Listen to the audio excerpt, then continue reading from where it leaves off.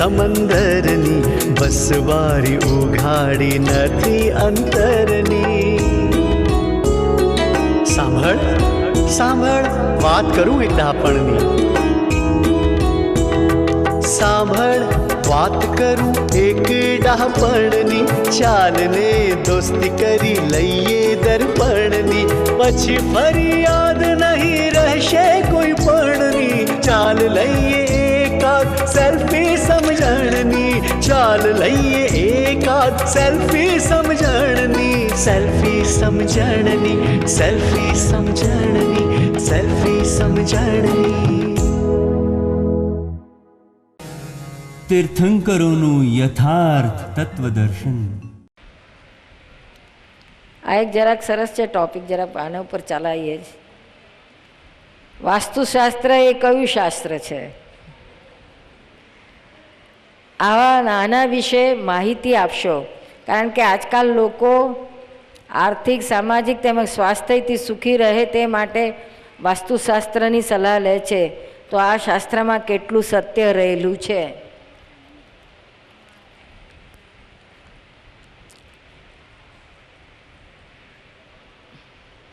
આ વાસ્તુશાસ્ત્ર, જ્યોતિષશાસ્ત્ર, બધા જે કંઈ આ બધા તાંત્રિક શાસ્ત્ર, માંત્રિક શાસ્ત્ર બધા જે કંઈ હોય, એને જેને મોક્ષે જવું છે એના માટે કશી જરૂર નથી. વાસ્તુશાસ્ત્ર પોતે જ કહે છે કે જો તમે આત્મામાં રહેતા હો તો જે ઘરમાં રહેતા હો કે જે ફેક્ટરીમાં કામ કરતા હોય તમને કશું નડે બળે નહીં. અને પાછા એ જ વાસ્તુશાસ્ત્ર તમે વધારે ઘર માટે વપરાય છે કે આમ મૂકો તો આ રૂમમાં આમ હોય, આમ હોય તો તમે આમ સુખીતા તેમ સુખીતા, એ બધા રસ્તા બતાડે. પછી એ જ વાસ્તુશાસ્ત્ર કહે છે કે જો આવું પોસિબિલિટી ના હોય તો ત્યાં ગણપતિનો ફોટો કે લાદી ચોંટાડી દેશો તો તમારું બધું સારું સોલ્વ થઈ જશે. એટલે આ તો બધું માનસિક જ છે ને, માનસિક જ થયું ને. આવું ના હોય તો આમ પ્રોબ્લેમ થશે, પણ એટલે જાય કે ગણપતિનો ફોટો મૂકી દીધો તો પ્રોબ્લેમ સોલ્વ. ટોટલ સાયકોલોજીકલ જ છે. સોલ્યુશન એ સાયકોલોજીકલ છે ને આ સાયકોલોજીકલ છે. શું?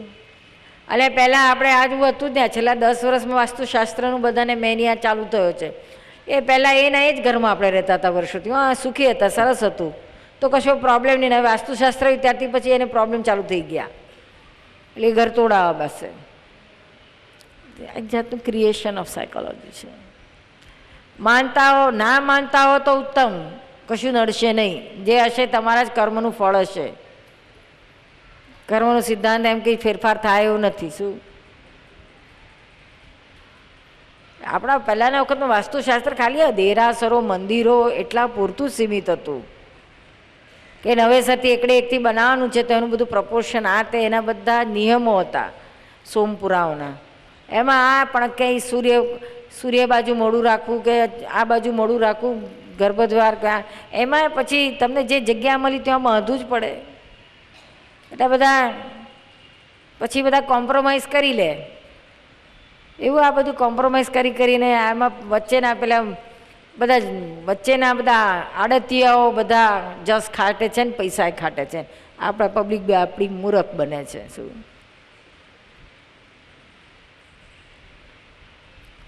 એટલે આ બધામાં પડવા જેવું નથી. ઘણા બહુ માનતા હોય છે. હવે એની માન્યતા એટલે ત્યાં બંધાઈ ગયો હોય, છૂટે નહીં ત્યાં સુધી એને કર્યા વગર છૂટકો જ નહીં.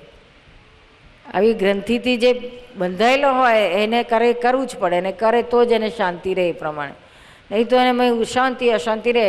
એટલે અમે ચોખ્ખું કહે કે જે તમે માનતા હોય તો એ બાજુ રહેજો, અને ના માનતા હોય તો આ ઘુસાડશો નહીં. આ વાસ્તવિકતા નથી, આ મનની જ ગાંઠી પડેલી છે. એ જ્યાં સુધી ના નીકળે ત્યાં સુધી તમને ચેન નહીં પડે. વાસ્તુશાસ્ત્ર, જ્યોતિષશાસ્ત્ર બધું આ બધી વિદ્યાઓ અત્યારે એના કોઈ જાણકાર છે નહીં ને બધી ઠોકાઠોક છે. પછી બીજો પ્રશ્ન છે નમ્રતા શેઠ. ક્યાં છે નમ્રતા? એને હમણાં જ ત્યાં અમદાવાદમાં લીધું એ જ ને નમ્રતા? બરાબર. નીરુમાં, મારી ફ્રેન્ડ ગ્રહ અને નસીબના ચમત્કારમાં માને છે. જે કંઈ બને તે ગ્રહ ખરાબ છે કે સારા છે તેના કારણે બન્યા છે તેમ કહે છે. ઘણીવાર મહત્ત્વના નિર્ણયો પણ નસીબના ચમત્કાર ઉપર મૂકી દે છે અને કહે છે કે નસીબમાં હશે તો થશે. તો તેને આવા ખોટા નસીબના ચમત્કારમાંથી કઈ રીતે બહાર કાઢવી તે રસ્તો બતાડશો. તું એને રસ્તો બતાડવા જઈશ ને તો એ તને રસ્તામાં ખૂપાઈ દેશે.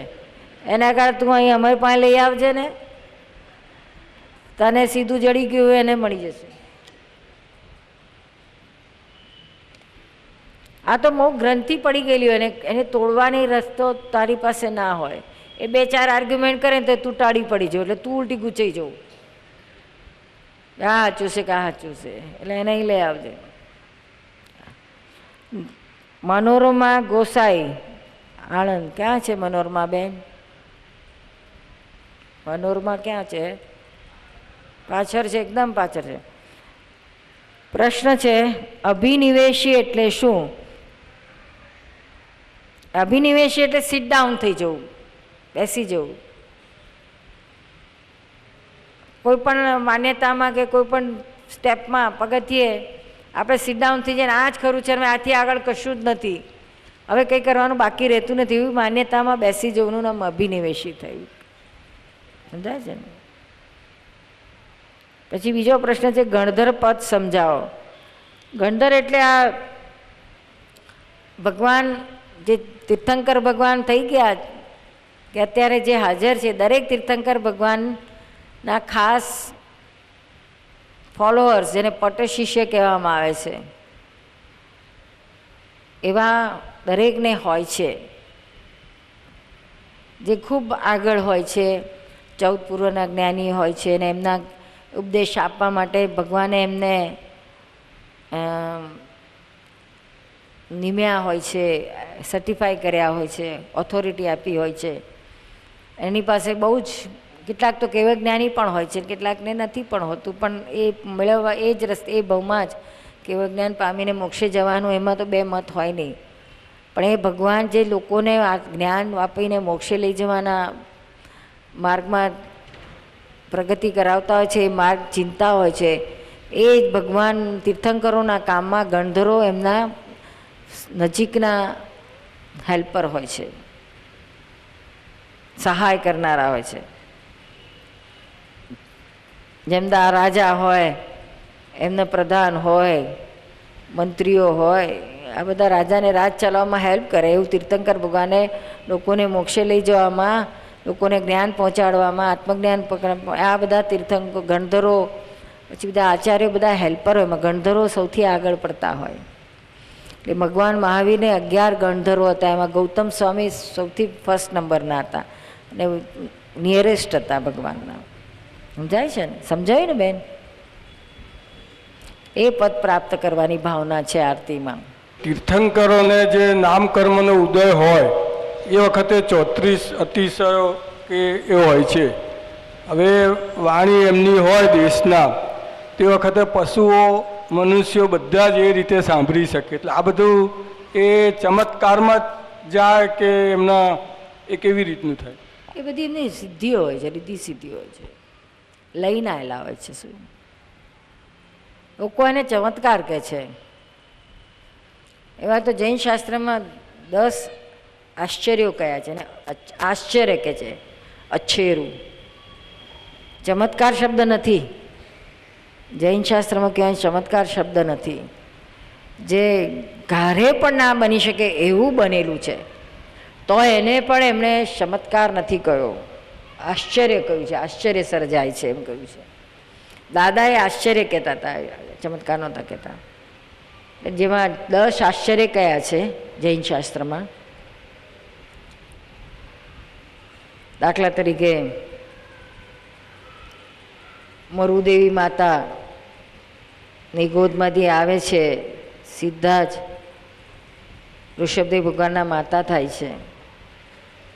મનુષ્ય ભવ, પહેલો મનુષ્ય ભવ, અને મનુષ્યમાંથી એ જ ભવે મોક્ષે જાય છે કેવળ જ્ઞાન પામીને. એમના પેટે તીર્થંકર આવે છે અને એ જ ભવે મોક્ષે જાય છે. આને આશ્ચર્ય કહ્યું.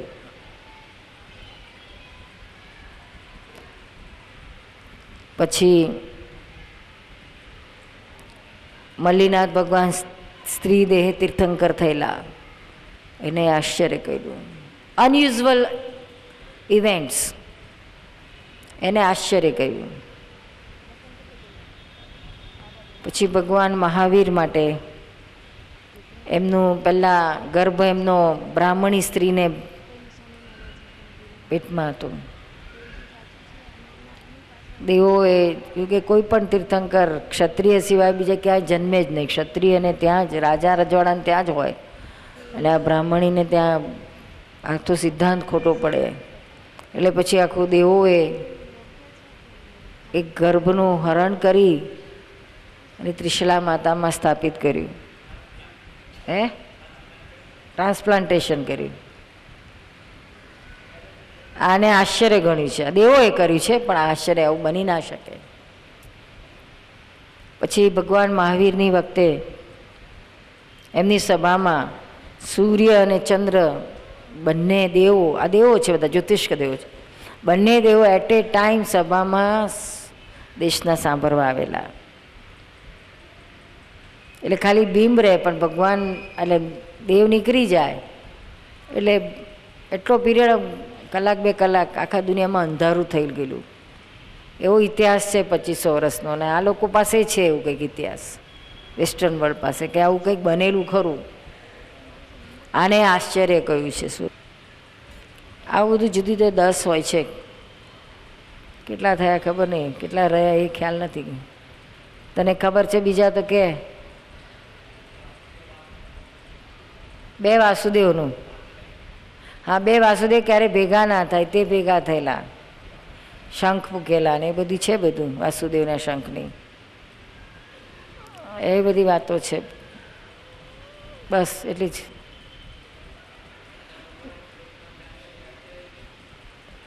જરા માઇક આપજો ને.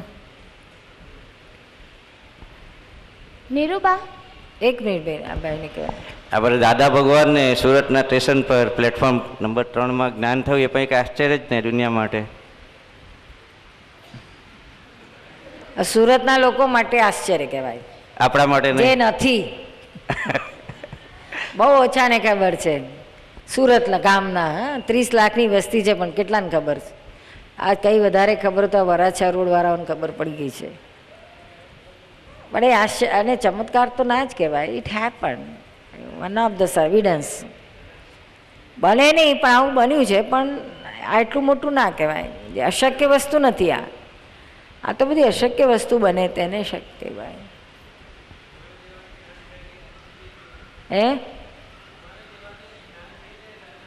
એટલે એને તો આપણે ચમત્કાર તરીકે સ્વીકારીએ છીએ. ચમત્કાર કહેવો હોય તો આટલો જ કહેવાય કે સામાન્યમાં સામાન્ય લોકોને પણ એક જ સામાયિકમાં આત્માનો ઉઘાડ થઈ જાય છે, જ્ઞાન થઈ જાય છે, અને તમામ દુઃખો ચિંતા બંધ થઈ જાય છે.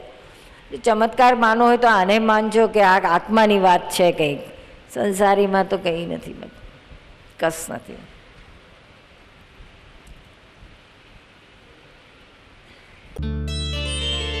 It's Dada Bhagwan Foundation presentation. Trimandir Sankul, Adalaj, District Gandhinagar, Gujarat. Phone 9327 010101.